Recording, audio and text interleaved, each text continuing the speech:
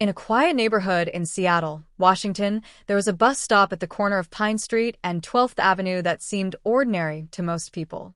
Every day, buses came and went, carrying students, workers, and shoppers to their destinations.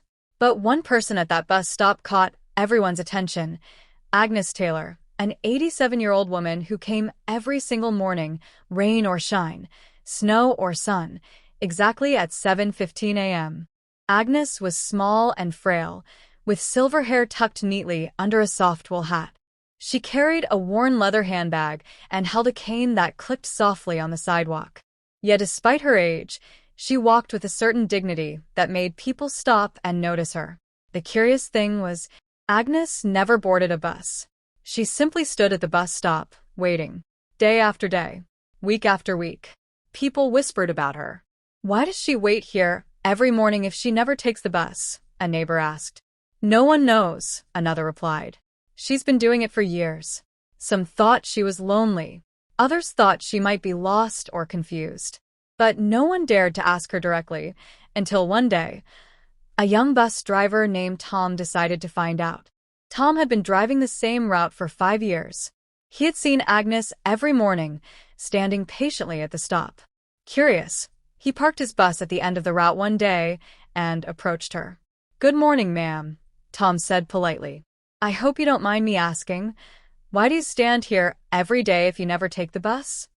Agnes smiled softly. "Good morning, young man. I suppose it's time I told someone." Tom leaned in, eager to hear the story. Agnes began slowly. "Many years ago," she said, "I took this bus every morning with my husband, Harold. He worked downtown, and I liked walking him to the stop.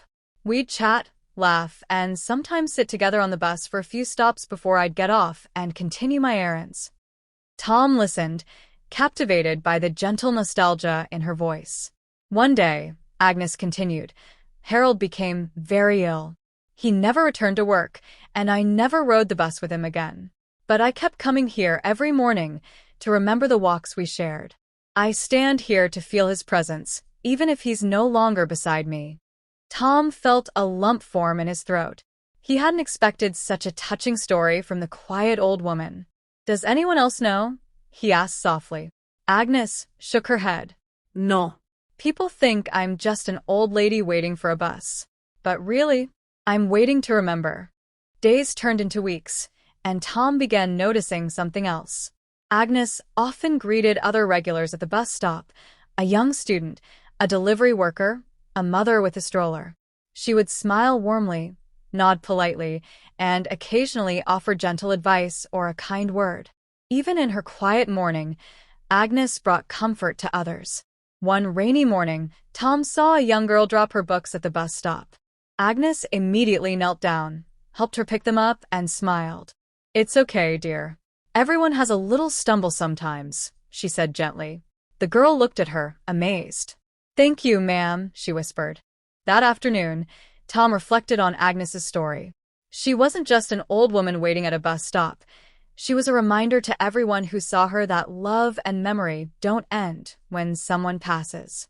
Seasons changed. Snow fell. Rain poured.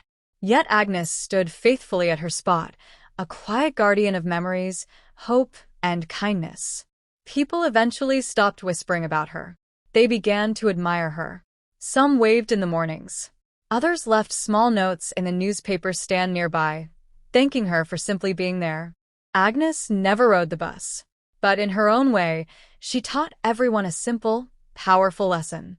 Some waits are not about the destination. They are about the journey, the memories, and the love that keeps us standing day after day, through every storm. And at that little bus stop in Seattle, Agnes Taylor continued her vigil, quietly waiting, quietly teaching, and quietly inspiring everyone who paused long enough to notice.